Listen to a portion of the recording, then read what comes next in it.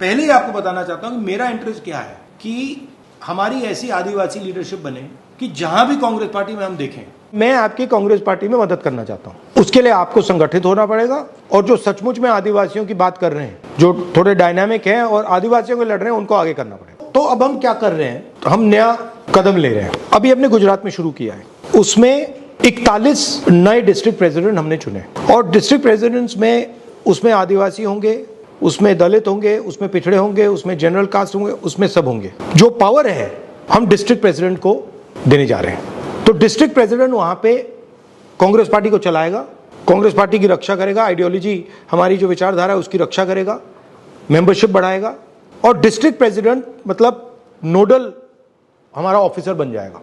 और हम ये 700 हिंदुस्तान के हर डिस्ट्रिक्ट में कर रहे हैं। क्योंकि एक प्रॉब्लम आती है, जब अहमदाबाद से डिसीजन लिया जाता है या दिल्ली से लिया जाता है तो बनासकांठा का मतलब उसमें कुछ होता ही नहीं है। तो हम चाह रहे हैं कि बनासकांठा से डिसीजन लिया जाए, भरूच से डिसीजन लिया जाए, अहमदाबाद से डिसीजन लिया जाए और वहां पे हम एक डिस्ट्रिक्ट प्रेसिडेंट और उसकी कमेटी को मजबूत करेंगे, उसको फाइनेंशियल सपोर्ट देंगे, उसकी प्रोटेक्शन करेंगे, उसके माध्यम से पार्टी को खड़ा करेंगे। तो ये हमारा एक लेवल का वो प्लान है। दूसरी बात हमने की है कि हमने इनको आदिवासी यूनिट का चेयरमैन बनाया है।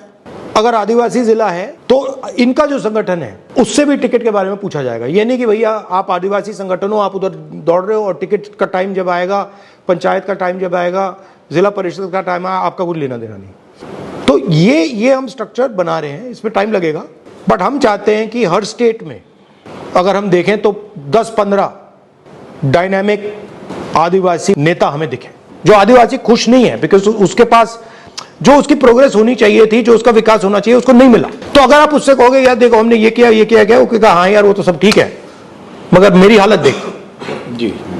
तो हमें फ्यूचर की बात करनी है, हमें कहना है कि देखो भैया हम आपके लिए ये और ये करने जा रहे हैं। अब आप बोलिए।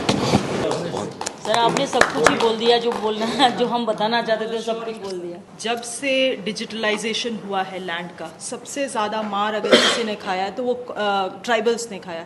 सर इतने गलत तरीके से क्यों सर आई टेल यू, इतने गलत तरीके से लैंड डिजिटलाइजेशन हुआ है कि गलत लोगों का नाम चढ़ा दिया गया है। सर किसी का अगर 5 एकड़ जमीन था उसको 0 कर दिया गया है, ओनरशिप बदल दिया गया है। सर बस बेसिकली चोरी कर दी है। एब्सोल्युटली। तो इसको ठीक कैसे किया जाएगा सर? क्योंकि लैंड डिजिटलाइज्ड हुआ है सर। अब आपको अगर चेंज करना है तो आपको डिजिटली चेंज करना है सर। लोग अपना ओरिजिनल हार्ड कॉपी डॉक्यूमेंट्स लेके घूम रहे हैं, उसका कोई मान्यता नहीं है। डिजिटल डॉक्यूमेंट्स को ही मान्यता है। तो मतलब जो इनकरेक्ट डॉक्यूमेंट है उसको मान्यता मिल गई। जी सर। लीगली अगर कोर्ट भी जा रहे हैं आदिवासी तो सर उनको कितना अंडरस्टैंडिंग है लीगल चीज़ों का।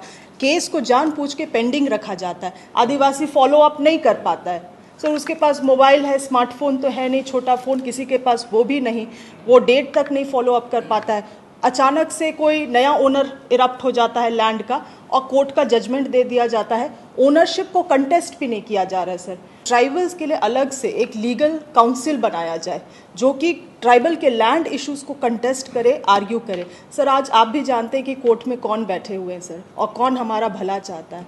सो that is a major issue sir वहाँ पे, क्योंकि लैंड है। ये क्या किए हैं कि इसमें मेजर जो फॉरेस्ट राइट्स एक्ट का जो अधिनियम है, जिसमें वन अधिकार का जो कमेटी बनना है, जिसमें 101% ट्राइबल्स रहेंगे सर, एक भी जगह नहीं बनाए हैं सर। ना उसको पावर है सर कि वो डिसीजन करेगा, और अगर वो डिसीजन कर गया तो कलेक्टर को भी पावर नहीं है कि वो उसको इग्नोर करे, पर उसको डीपली कहीं नहीं बताए। और ये पूरा प्रदेश में, चाहे झारखंड हो, चाहे उड़ीसा हो, चाहे महाराष्ट्र हो सर, ट्राइबल्स की जो लैंड्स है आपने अभी रोका सर, नहीं तो ये तो वनों को प्राइवेट लोगों को दे रहे थे। आपने एक पूरे देश में जो आदिवासी के अर्थ वाली बात की कि आदिवासी का मेन मीनिंग क्या है।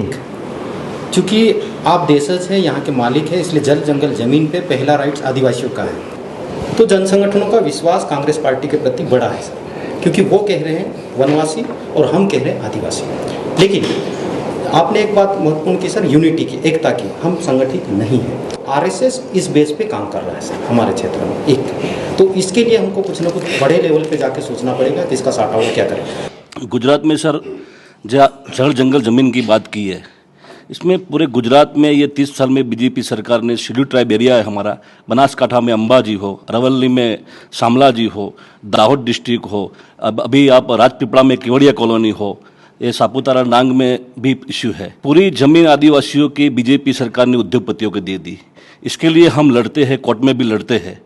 लेकिन आपने जो बोला है कि 2027 में गुजरात में कांग्रेस की सरकार को लाके भाजपा सरकार को उखाड़ के फेंक देंगे। जहाँ जहाँ पर सर शहरीकरण हो रहा है उनकी जमीन लगातार सर खत्म होते जा रही है सर।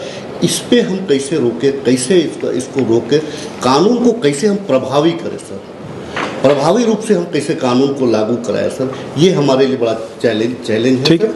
और आदिवासियों को सिर्फ कांग्रेस पे ही विश्वास है सर, क्योंकि उनके जंगल जमीन की बात कांग्रेस ही करती है। आरएसएस तो उसको वनांचल कह रही है सर, आरएसएस तो उसको वनवासी कह रही है, आरएसएस उसको हिंदुत्व की ओर सीधे ले जाना चाह रही है, उसका वजूद को ही समाप्त करना चाह रही है।